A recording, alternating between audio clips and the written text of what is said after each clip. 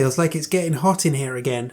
Here are 19 reasons to watch the 2022 remake of Firestarter. Hi everyone, welcome back to my channel. I'm Dave Musson and this is the place where I talk to you about all things Stephen King. I also recommend great horror books to you in my book club, and I talk about horror movies in my Silver Scream section. But this is a Stephen King video, and in this one, continuing my walk through the movies and adaptations of Stephen King's works, and we're up to 2022 and the remake of Firestarter.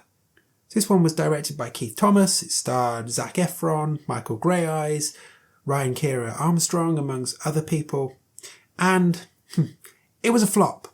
But that doesn't mean there's nothing to talk about here, because otherwise this would be a very short video, and as you can see by the runtime, I've found something. So I'm going to give you my 19 reasons to watch this movie.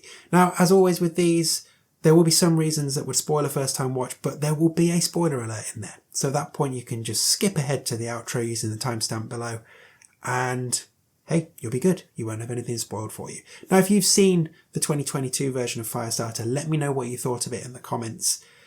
It's definitely a reimagining, and like I say, it was a flop, but that doesn't mean there won't be people out there who enjoyed it. Equally, if you hated it, let me know as well. Always up for hearing what you think. Now, if you want to watch this, in the US you can watch it on Apple and on Peacock, and here in the UK you can watch it on Amazon and Sky. Oh, and Prime too. Anyway, let's get this done, shall we? Here are 19 reasons to watch the 2022 remake of Firestarter. So what's the headline reason to watch this, given that I've already mentioned twice it was a flop? Well, actually I do think it has some merits. The first 40 minutes I really enjoy. We get to see the McGees at home. We see family time with the McGees. We understand their dynamic. We learn about their just constant anxiety and paranoia. We see Charlie just desperate to be normal, and it really works. And just these little details, like there's a fire extinguisher on the shelf here and there. And we just get more time with the McGees than we do in the 84 movie and in the novel, really. And I just enjoyed it. I thought it worked well as setting up this little unit that we're supposedly going to root for the rest of the movie. And the first 40 minutes also gives us an introduction to this reimagined version of Rainbird, who is wildly different from the book and the first movie, and probably most people hate, but I really like. So the score is terrific in this movie as well, and it's no surprise because John Carpenter is involved. He did it with his son Cody, and it's kind of a nice touch because if you know your Stephen King trivia, and I've written a Stephen King trivia book if you want, but John Carpenter was originally going to direct the 84 version of Firestarter, but then he was pulled from that when The Thing didn't do too well at box office. So he got to be involved with Firestarter eventually. There are also a couple of nice details here that I liked and that showed to me that the production team at least knew the novel pretty well. Particularly Charlie talking about how she feels good when she uses her power, and seeing Rainbird's shoe collection. That really made me go, aha, yes, nice touch. But I've beat around the bush for too long now. There's no point denying it any further. This movie, it ain't good. More than anything, to me, it feels rushed. It feels half-hearted. It feels tentative, like toes are being dipped into this world, but they're never fully committing. And they're desperate to squeeze it into a 90-minute runtime. Also, the CGI fire looks shite.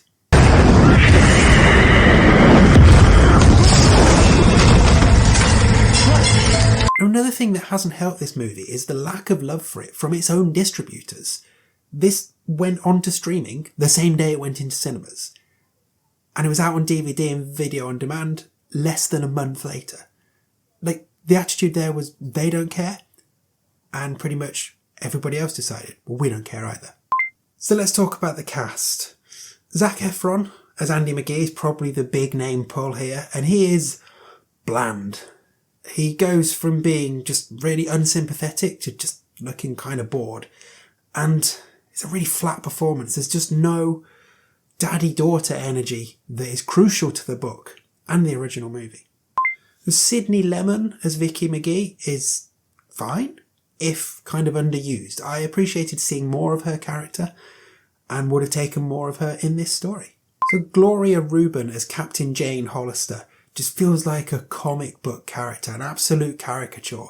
Like, you know she is a bad person right from the start, and it's just silly. But I do like that they flipped the genders of this character, just because it makes for a more interesting and more diverse cast to look at and watch on screen, and anything that annoys the gammons is always a good thing. Michael Greyeyes as Rainbird is compelling.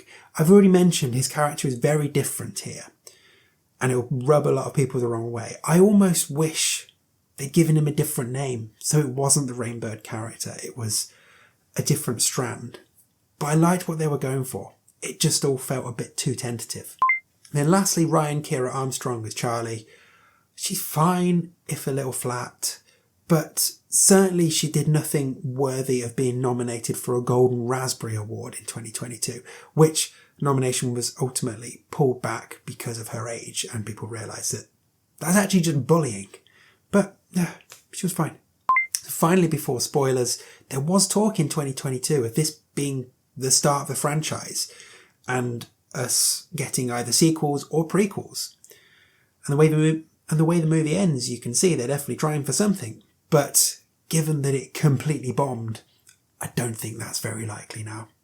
Okay, from this point onwards, going to be talking about some of my favourite moments in this movie, picking out some other stuff, and maybe spoiling a first time watch for you. So consider this your spoiler alert. If you want to skip ahead, find the timestamp to the outro below and I'll see you there. Otherwise, stick around because I've got a few more reasons for you to watch the 2022 version of Firestarter. Coming right up. Okay, some big issues for me are similar to what we got with the 2020 version of The Stand.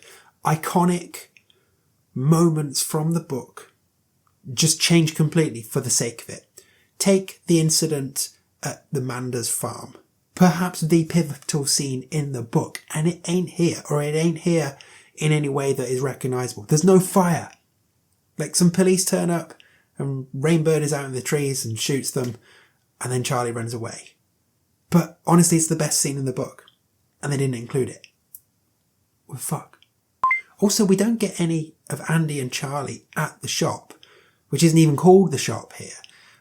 Now, I know that that part of the book goes on a bit, but it's crucial to the story. You need the two of them there. You need to see this government agency doing experiments and manipulating Charlie, blackmailing her, all of those things, and you get none of it. We get hardly any time in there at all. We see Charlie blow it up, except we don't see her blow it up, because it all happens literally fucking behind her. Just why?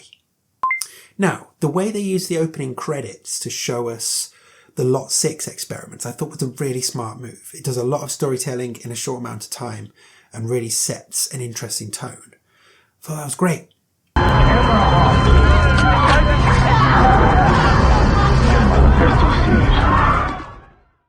But then we get stuff like Charlie's superhero training montage in the woods, which is fucking ridiculous, with a little nod to Terminator where she takes their clothes, their sandwiches and their bicycle. It's just pathetic, and it just shows like this movie doesn't know what it wants to be. Does it want to be a horror movie that's an adaptation of a Stephen King book, or does it want to be some piece of YA trash? Like, decide. So in terms of my favourite scenes, like, pretty few and far between, but I did enjoy where Charlie basically accidentally kills a cat because the cat scratches her and makes her angry. It was pretty funny. I'm a bit of a sicko like that, but it was about the only moment in the movie where I was just like, okay, that's interesting and kind of brutal.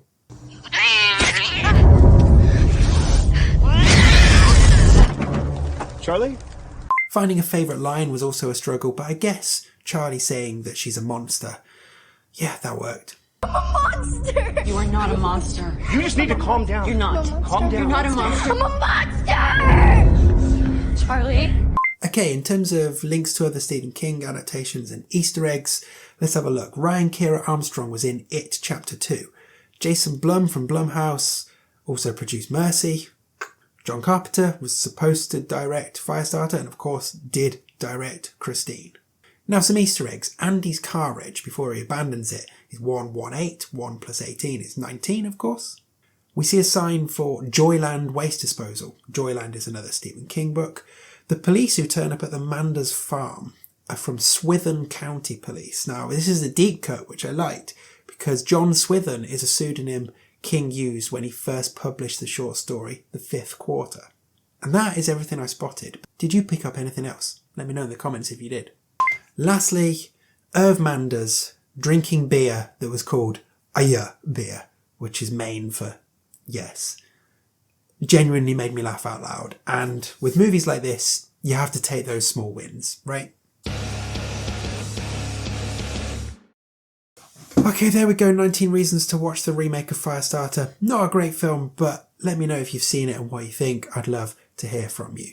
Now, if you've made it this far, I'm going to throw a few plugs at you. Everything I like to plug is in the description below, but those things are my award-winning collection of short stories, Once More Around the Sun from 2024, my Stephen King trivia book from 2022, my range of Stephen King themed band shirts like my Children of the Corn thing that I'm wearing right now, and the fact that you can become a constant viewer. You can become a member of this channel, support it directly, get extra content and all of that fun kind of stuff. And we are rapidly catching up.